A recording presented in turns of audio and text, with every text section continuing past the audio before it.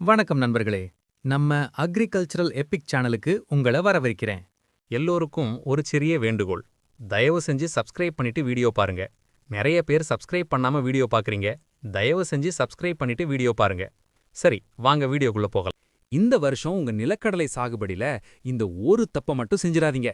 அப்புறம் ஏக்கருக்கு 1 டன் எடுக்கிறதே குதிரை கொம்பாயிடும். ஆனா நான் சொல்லப் போற இந்த ஹைடெக் ரகசியத்தை மட்டும் ஃபாலோ பண்ணுங்க. உங்க பக்கத்து தோட்டங்காரரே வந்து கேப்பாரு, என்னப்பா மாயம் பண்ணி வச்சிருக்கேன்னு. நீங்க இன்னும் பழைய முறைப்படி நிலக்கடலை விவசாயம் செஞ்சுட்டு இருந்தா இப்பவே அது நிறுத்துங்க. ஏன்னா அதே செலவுல 3 மடங்கு அதிக மகசூல் எடுக்க ஒரு ரகசியம் இருக்கு. 800 கிலோ எங்க, 2500 கிலோ எங்க? அந்த மாற்றத்தை நீங்களே நேர்ல பாருங்க. வணக்கம் நண்பர்களே. சொட்டு நீர் பாசனத்துல நிலக்கடலை சாகுபடி செஞ்சு ஏக்கருக்கு 2.5 டன் எடுக்க போறோம். முதல் நாள் நிலத்தை நல்லா உழுவுங்க.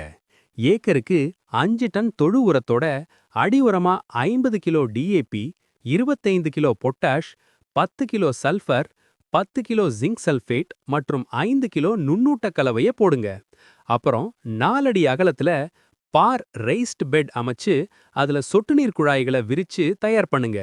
இரண்டாவது நாள் 1 கிலோ விதைக்கு 4 ml எவர்கோல் எக்ஸ்டெண்ட் மருந்த கலந்து விதை நிறுத்தி செய்யுங்க. சொட்டு நீர் குழாய்க்கு இருபுறமும் 30 சென்டிமீட்டர் இடைவெளியில விதைகளை ஊனுங்க. பெட் முறையில விதைக்கிறதுனால செடிகளுக்கு நல்ல காற்றோட்டம் கிடைச்சு கிளைகள் அதிகமா வைக்கும். மூணாவது நாள் சொட்டு நீர் மூலமா 1 மணி நேரம் உயிர் தண்ணீர் பாய்ச்சுங்க. களைகள் வராம இருக்க பெண்டி மெத்தலின் களைக்கொல்லிய ஏக்கருக்கு 1 லிட்டர் வீதம் பெட் முழுக்க நனையிற மாதிரி தெளிங்க. சொட்டு நீர்ல ஈரம் சீரா இருக்கிறதுனால களைக்கொல்லி நல்லா வேலை செய்யும். ஆறாவது நாள் முளைப்புகள் வெளியே வர்ற நேரம். ஒவ்வொரு சொட்டு நீர் துளைக்கும் பக்கத்துல செடிங்க சீரா முளைச்சிருக்கான்னு செக் பண்ணுங்க. ஈரம் அதிகமா தேங்காம பாத்துக்கிறது ரொம்ப முக்கியம். ஏழாவது நாள் முளைக்காத இடங்கள்ல உடனே மறுவிதைப்பு செய்யுங்க. சொட்டு நீர் பாசனத்துல ஒரு செடி கூட வீணாக கூடாது. எல்லா செடியும் ஒன்னா வளர்ந்தாதான் உரங்கள் கொடுக்கும்போது எல்லா செடிக்கும் சரிசமமா போய் சேரும். 10வது நாள் இலைகளுக்கு அடியில பூச்சி இருக்கான்னு பாருங்க. சொட்டு நீர்ல செடி வேகமா வளர்றதுனால பூச்சிகள் சீக்கிரம் வர வாய்ப்பிருக்கு. இந்த நேரத்துல வேர் நல்லா இறங்க சொட்டு நீர் வழியா 1 கிலோ ஹியூமிக் ஆசிட் கொடுத்தீங்கன்னா செடி இன்னும் வேகமா வளரும். 12வது நாள் செடிகளுக்கு இடையில இருக்கிற சின்ன சின்ன களைகளை கையால எடுங்க. இப்போ செடி வேகமா வளர வேண்டிய நேரம். அதனால சொட்டு நீர் வழியா ஏக்கருக்கு 5 கிலோ யூரியா மற்றும் 1 கிலோ ஹியூமிக் ஆசிட் கொடுங்க. இது வேர்களை மண்ணுல ஆழமா இறக்கி செடியை நல்லா தூர் கட்ட வைக்கும்.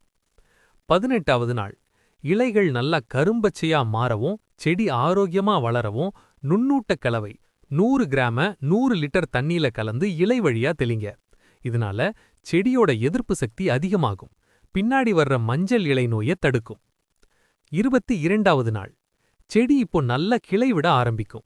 இந்த நேரத்துல சொட்டு நீர் வழியா ஏக்கருக்கு 5 கிலோ 19:19:19 உரத்தை கொடுங்க. சரிசமமான இந்த சத்துக்கள் செடியை நல்லா படர வைக்கும். கிளைகள் எவ்வளவு அதிகமா இருக்கோ அவ்வளவு அதிகமா காய்கள் கிடைக்கும். 25வது நாள் சுருள்பூச்சி அல்லது இலைப்பேன் தாக்குதல் இருக்கான்னு பாருங்க. பாதுகாப்புக்காக கொராஜன் 60 ml அல்லது அலிகா 80 ml 1 ஏக்கருக்கு தெளிங்க. செடிய ஒரு நாள் கூட பூச்சி தின்ன விடக்கூடாது. அப்பதான் செடி முழு சக்தியோட வளரும்.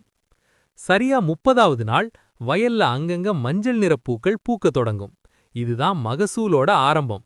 பூக்கள் அத்தனையும் காயா மாற ஏக்கருக்கு 100 கிராம் போரான் 20% மருந்த இலை வழியா தெளிங்க. இது ஒரு பூ கூட வீணாகாம பிஞ்சு பிடிக்க வைக்கும். 32வது நாள் செடி நிறைய பூக்கள் பூத்திருக்கும். இப்போ செடிக்கு தழைச்சத்து நைட்ரோஜன் அதிகமா தேவையில்ல. சாம்பல் சத்தும் மணிச்சத்தும் தான் வேணும். அதனால சொட்டு நீர் வழியா ஏக்கருக்கு 5 கிலோ 0.52-34 உரத்தை கொடுங்க. இது வேர்களை வலுப்படுத்தி பூக்கள் சீக்கிரம் விடுதுகளா மாற உதவும். 40வது நாள் செடியோட இலைகள் வழியா 1 கிலோ 13:45 மல்டி-கே உரத்தை தெளிங்க. விழுதுகள் மண்ணுக்குள்ள இறங்கும்போது செடிக்கு ஒரு எக்ஸ்ட்ரா பூஸ்ட் தேவைப்படும். இந்த நேரத்துல செடி கரும்பச்சையா இருந்தாதான் ஒளிச்சேர்க்கை நல்லா நடந்து அதிக காய்கள் உருவாகும். மிக முக்கியமான 45வது நாள் இப்போதான் ஜிப்சம் கொடுக்கணும். ஏக்கருக்கு 200 கிலோ ஜிப்சம் கூட 5 கிலோ போராக்ஸ் கலந்து பெட் மேல தூவி விடுங்க. சொட்டு நீர் மூலமா 1 மணி நேரம் தண்ணி பாய்ச்சுங்க. இந்த ஜிப்சம் தான் கடலையோட்டை கெட்டியாக்கும். போராக்ஸ் பருப்பை திரட்சியாக்கும். இப்போ விழுதுகள் ஊசி மாதிரி மண்ணுக்குள்ள இறங்குறத நீங்க பார்க்கலாம். ஜிப்சம் போட்ட கையோட 46வது நாள் லேசா மண் அணைச்சு விடுங்க. விழுதுகள் சுலபமா மண்ணுக்குள்ள இறங்கி காய் பிடிக்க இது ரொம்ப அவசியம். சொட்டு நீர் பாசனங்கிறதால ஈரப்பதம் எப்பவும் இருக்கிற மாதிரி பாத்துக்கோங்க. அப்பதான் நிலம் மென்மையா இருக்கும். 50வது நாள் செடிகள் நல்லா அடர்த்தியா வளர்ந்திருக்கும். இந்த நேரத்துல இலைப்புள்ளி நோய் வராம தடுக்க ஏக்கருக்கு 100 கிராம் நட்டிவோ மருந்தை தெளிங்க. செடி ஆரோக்கியமா இருந்தாதான் மண்ணுக்கு அடியில காய்கள் வேகமா பெருக்கும். 55வது நாள் விழுதுகள் எல்லாம் பிஞ்சுகளா மாறியிருக்கும். இந்த பிஞ்சுகள் நல்லா செட்டாகி காயா மாற சொட்டு நீர் வழியா ஏக்கருக்கு 5 கிலோ 0.52-34 மோனோ பொட்டாசியம் பாஸ்பேட் உரத்தை கொடுங்க. இது வேர் பகுதிக்கு தேவையான சக்தியை கொடுத்து காய்களை உறுதிப்படுத்தும். 65வது நாள் இப்போதான் காய்கள் பெருக்க ஆரம்பிக்கும். இந்த நேரத்துல இலை வழியா லிஹோசின் பிளான்ட் growth ரெகுலேட்டரை ஏக்கருக்கு 100 ml தெளிங்க. இது செடியோட தேவையற்ற வளர்ச்சியை தடுத்து எல்லா சத்தையும் நேரா மண்ணுக்கு அடியில இருக்கிற காய்களுக்கு போக வைக்கும். 72வது நாள் காய்க்குள்ள பருப்பு உருவாகிற சமயம். இந்த நேரத்துல சாம்பல் சத்து ரொம்ப முக்கியம். அதனால சொட்டு நீர் வழியா ஏக்கருக்கு 5 கிலோ 13.45 பொட்டாசியம் நைட்ரேட் உரத்தை கொடுங்க. இது பருப்பை நல்லா திரட்சியா வளர வைக்கும். 75வது நாள் செடியில துருநோய் அல்லது இலைப்புள்ளி நோய் வராம பாத்துக்கணும். இலைங்க கருகினா காய் முத்தாது. அதனால ஏக்கருக்கு 100 கிராம் நட்டிவோ அல்லது அமிஸ்டார் தெளிங்க. செடி கடைசி வரை பச்சையா இருந்தாதான் நமக்கு லாபம். 80வது நாள் சாகுபடியோட முக்கியமான கட்டம். கடலை நல்லா வெயிட்டா வர்றதுக்கு சொட்டு நீர் வழியா ஏக்கருக்கு 5 கிலோ SOP 0050 உரத்தை கொடுங்க. இது காயோட ஓட்டை தடிமனாக்கி பருப்புக்கு நல்ல நிறத்தையும் அதிக எடையையும் கொடுக்கும். வியாபாரிங்க உங்க கடலைய தூக்கி பார்த்தாலே அசந்து போயிருவாங்க. 85வது நாள் பருப்பு இப்போ முழுசா உருவெடுத்திருக்கும். இந்த நேரத்துல சொட்டு நீர் வழியா ஏக்கருக்கு 5 கிலோ SOP 0050 உரத்தை கொடுங்க. இதுதான் காயோட ஓட்டை நல்லா வெளுப்பாகவும் பருப்பை நல்லா சிவப்பாகவும் மாற்றி எடைய கூட்டும். ஒரு மூட்டைக்கு எக்ஸ்ட்ரா 2 முதல் 3 கிலோ எடை இதன் மூலம் கிடைக்கும். 95வது நாள்ல இருந்து தண்ணி பாய்ச்சறதுல ரொம்ப கவனமா இருக்கணும். சொட்டு நீர்ல மண்ணு எப்பவும் லேசான ஈரப்பதத்தோட இருக்கணும். மண்ணு ரொம்ப காஞ்சிருச்சுனா காய் முத்தாது. அதே சமயம் தண்ணி தேங்குனா காய்கள் முளைக்க ஆரம்பிச்சிடும். அதனால அளவான ஈரப்பதத்தை மட்டும் மெயின்டைன் பண்ணுங்க. 105வது நாள் அங்கங்க 2 செடியை பிடுங்கி பாருங்க. கடலையோட ஓட்டை உடைச்சி பார்த்தா உட்புறம் லேசா கருப்பு நிறமா மாறியிருக்கணும். இதுதான் காய் நல்லா முத்திருச்சுங்கிறதுக்கான அடையாளம். இன்னும் 15 நாள்ல நம்ம உழைப்புக்கான பலன் கிடைக்கப் போகுது. 115வது நாள் அறுவடைக்கு 5 நாளைக்கு முன்னாடி சொட்டு நீர் பாசனத்தை முழுசா நிறுத்திடுங்க. நிலம் லேசா காஞ்சாதான் செடியை பிடுங்கும்போது காய்கள் அருந்து மண்ணுக்குள்ள தங்காம செடியோடவே முழுசா வரும். சரியா 120வது நாள் இன்னைக்கு தான் அறுவடை. செடிகளை பிடுங்கி காய்களை தனியா பிரிச்சு எடுங்க.